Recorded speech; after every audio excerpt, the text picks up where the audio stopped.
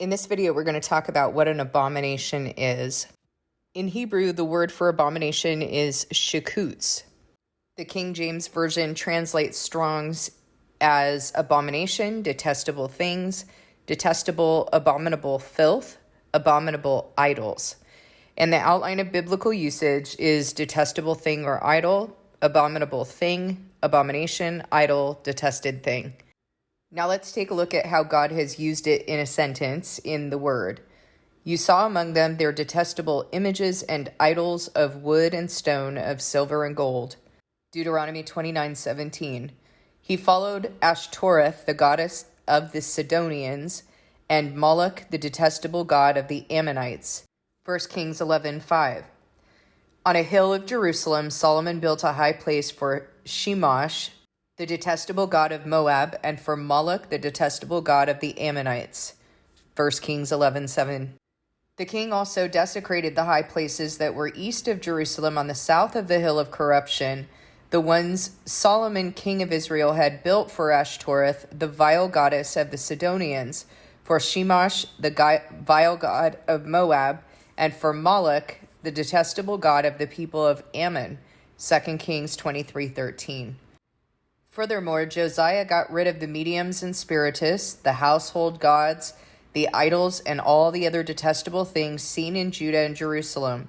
This he did to fulfill the requirements of the law written in the book that Hilkiah, the priest, had discovered in the temple of the Lord. 2 Kings 23:24.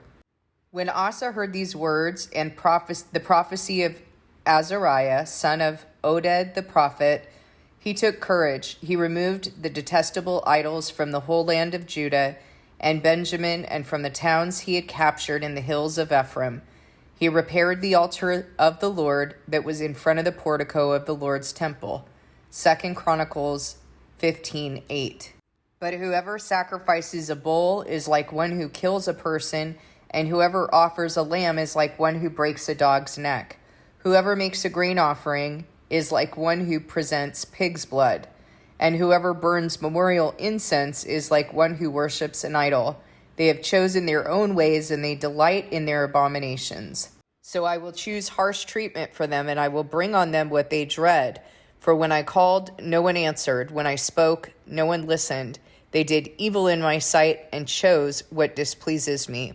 Isaiah 66:3-4. If you, Israel, will return to me, then return to me, declares the Lord. If you will put your detestable idols out of my sight and no longer go astray, and if in a truthful and righteous way you swear, as surely as the Lord lives, then the nations will invoke blessing by him, and in him they will boast. This is what the Lord says to the people of Judah and to Jerusalem.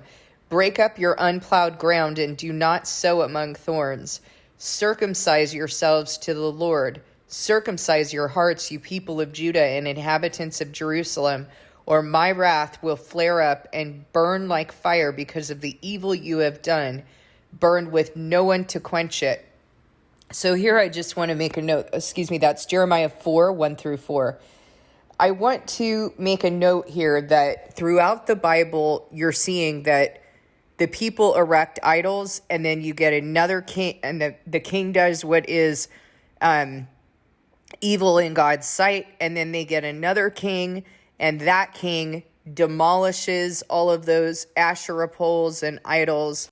And because of those kings, because of the rulers that God put over the people were not destroyed, because if they had continued with those idols and those Asherah poles and false gods, they would have been destroyed.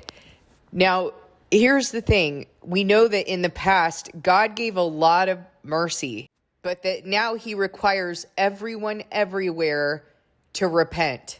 He does not put up with this. He also hands us over. He still chooses our rulers. We think that we're so brilliant with our voting system.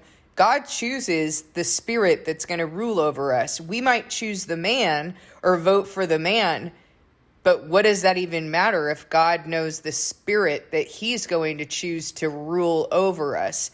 And I think even saying that we choose the man is maybe a little too generous. We are handed over to the spirit that we have chosen. And by we, I'm talking about God's people.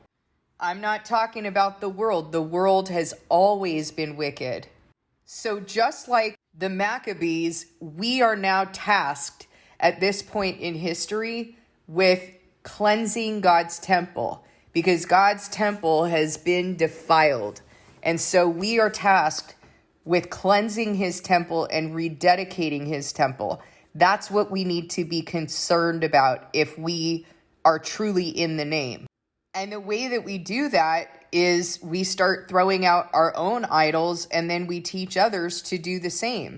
I spent the day today cleaning out my garage and getting rid of all of my Christmas decorations.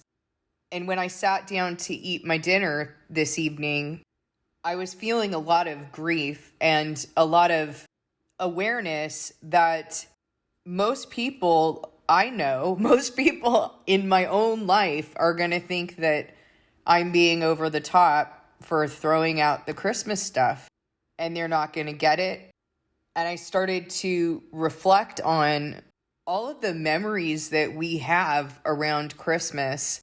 And it was hard. It was hard to get rid of that stuff. So many memories attached to things that I've saved for years and years. And just the time, the season of getting together with family and being in a family who most of the time was not happy, but maybe could be happy at that time of year. It was hard. It was really hard for me. But I know that my family is getting ready to make some new memories at that time of year. I say this time because we're coming up on the holiday season. There's no reason that we can't still get together and cook together and eat together and share time. I have a feeling it's going to be a pretty amazing season for us, especially when that spirit of consumerism is thrown out, that idol of consumerism and busyness and false Christianity and everything else that goes along with it. Even the, insane amount of sugar that we ingest during that time. That is not God's will for us to be ingesting all of this sugar. It leaves us very vulnerable to begin living in the flesh. Once you start getting on that sugar kick, where are you living? Like, what's compelling you?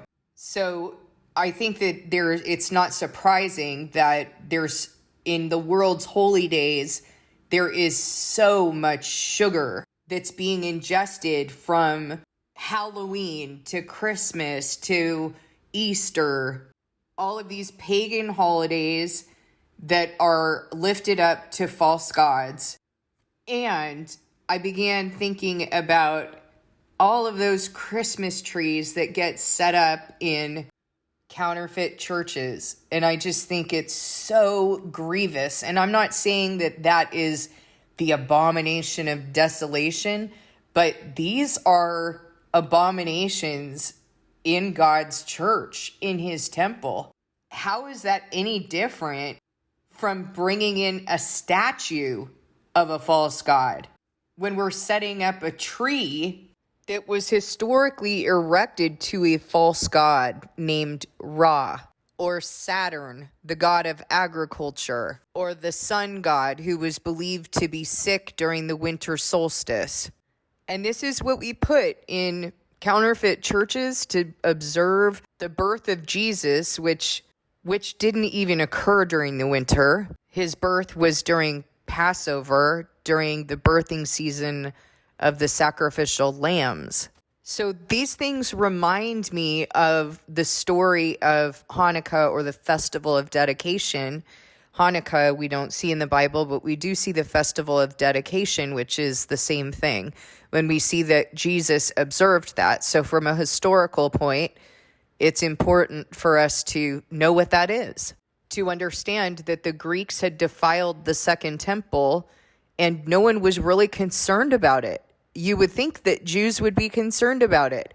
They were not allowed to observe Sabbath, not allowed to worship God in the way that he commanded. The Greeks had defiled the temple with their false gods, pagan sacrifices. And rather than being upset about that and fighting to get it back, there was a whole group of Jews who decided, well, we'll just adapt this. And they became what was known as Hellenistic Jews, essentially pagan Jews, kind of like today, pagan Christians. But there was a group called the Maccabees who did not feel that this was okay, and they decided that they were going to fight and get that temple back. That is what we are tasked with right now, because there are a lot of false gods and abominations that have been erected in God's temple. Widely accepted. It's commonplace in counterfeit Christianity, false god worship. Where did Paul or any of the early Christians or the apostles ever talk about Christmas in the Bible? And why? Why didn't they talk about it? Why is it not mentioned there? Why is it not mentioned in Leviticus 16 or 23 or in Numbers? Why is it not talked about? Don't you think that if it was a holy day, if it was one of God's holy days, it would have been mentioned with the rest of the holy days? I mean, I would think that if God wanted us to celebrate the birth of Christ, that it would have been mentioned as a holy day. We can't be observing these things, and I know it's hard. It was hard for me today. And I know that there are a lot of people who have their whole justification about this, and they're saying this shouldn't be a debatable thing. It shouldn't be something that we're having conflict over. No, you're right. It shouldn't. It shouldn't be debatable because it's not in the Word. So why are we observing it? And as it is, not only is it not in the Word, but this is a holiday, just like Easter, just like St. Patrick's Day and St. Valentine. Who are St. Patrick? Who's St. Valentine? We've been deceived, and we need to come out of it. We have to come out of Babylon, and Babylon has to come out of us if we're going to be saved. We can't hold on to these things. And part of what I was sorting through with God as I was cleaning out the garage and throwing these things out is that I was thinking about all of the joy and all of the memories, and that we're going to make more memories here.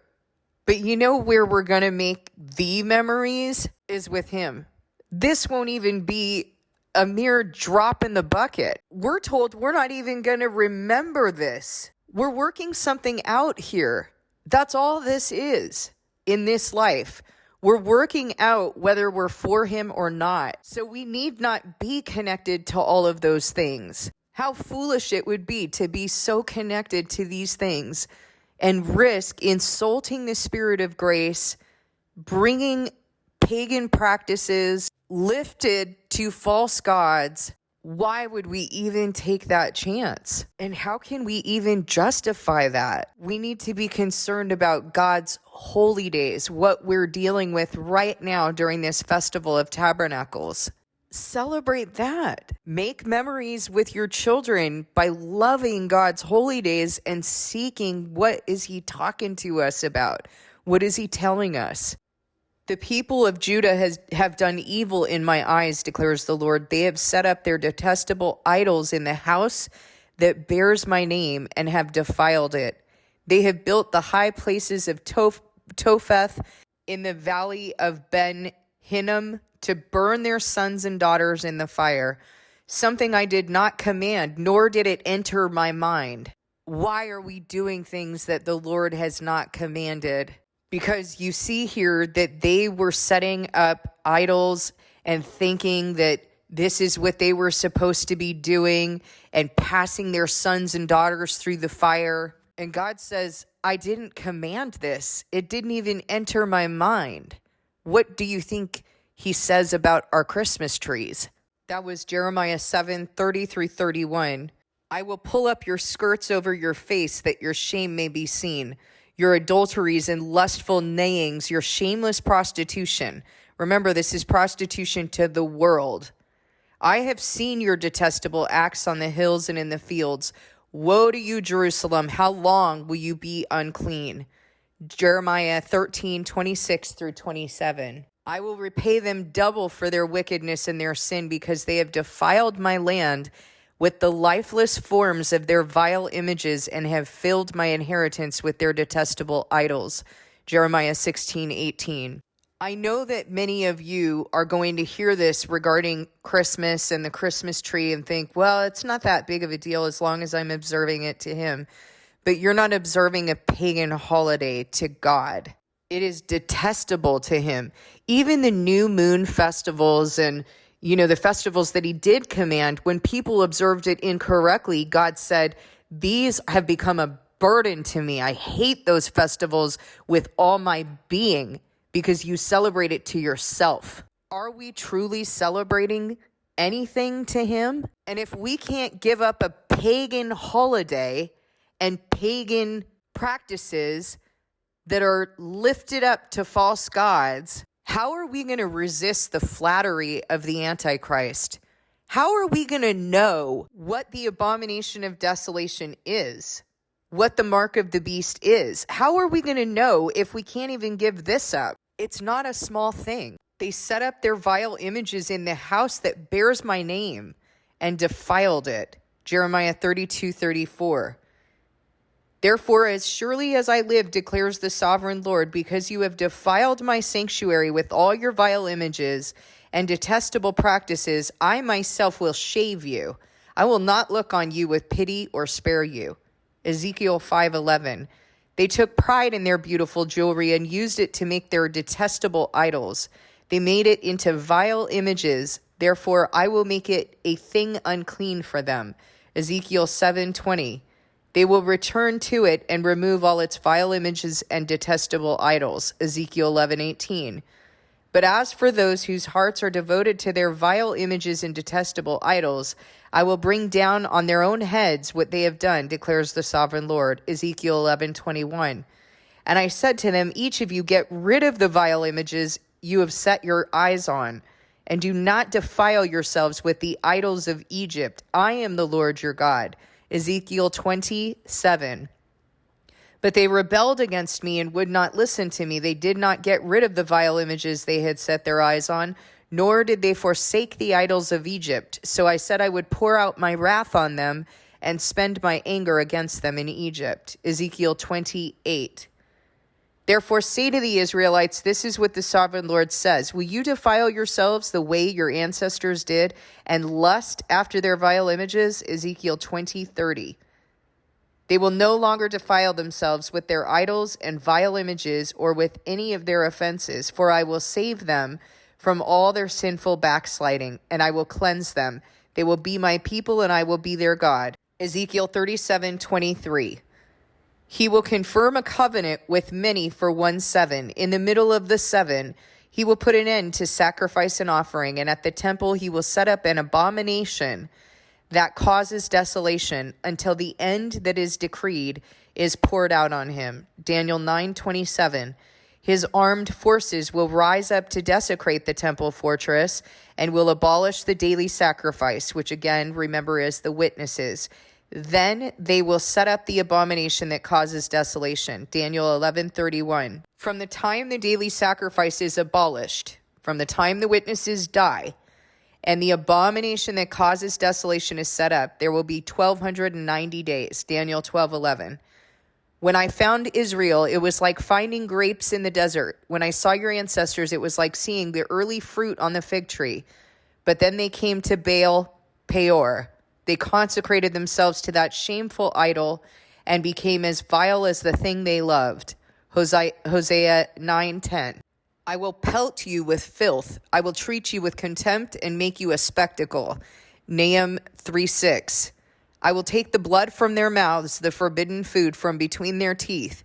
Those who are left will belong to our God and become a clan in Judah, and Ekron will be like the Jebusites. Zechariah 9:7. So the common thread throughout this has to do with idols. And I've told you before, I think all in a Soul Aligned as well, but I know I've talked about it in these videos, that when I was a child and I used to look at the commandments and come across, not bowing down to an idol, thou shalt have no idols before me, I am the Lord your God. I always thought that I was in the clear of that because I used to think of it with a very concrete and carnal interpretation of, like a statue or something. So I could check that one off the list. But that has become the one command that all of us are so guilty of and don't even realize the idols that we've set up in our hearts. The fact that I was grieving Christmas, the fact that I was grieving throwing these things out and being done with this pagan lie tells me that this is set up in my heart. I understand that I have memories around this, but it needs to go out. It needs to be thrown out like a menstrual cloth, right? That's how he talks about it in the word. Those idols need to go. And when he convicts us about it, it's got to go. It has to go, and it's got to go now. We don't sit and relish. We don't sit and hold on to that. We have to pray for him to circumcise our hearts from it, and it's got to go. And God never said that this was going to be easy. Never did he say it was going to be easy. He said we'd be suffering for him. We'd be persecuted even unto death. Circumcision is not a fun time. It's painful. The physical circumcision is painful. Spiritual circumcision is also painful because our flesh wants that. Our flesh wants to be like the world, to celebrate with the world, to, do all of these things that we're used to doing and that we've built a life around. It has to go. It's got to go. And we have to go through the pain of cutting that off. I hope and pray that you will begin looking at what are the different idols that I have in my life? What are the things that I'm holding on to? What are the things that I'm justifying? Because people are justifying observing this holiday, and it's wrong. It's just flat out wrong. There's no shortage of justifications in counterfeit Christianity. But if you want to really be in the name, you have to receive it from him. You have to be willing to let go of all of this counterfeit, pagan, false god worship. You got to get rid of those things that are an abomination to him. It doesn't matter whether you feel unclean about it. You need to conform your heart to his, not the other way around. Thank you for listening. God bless you, and I'll see you in the next video.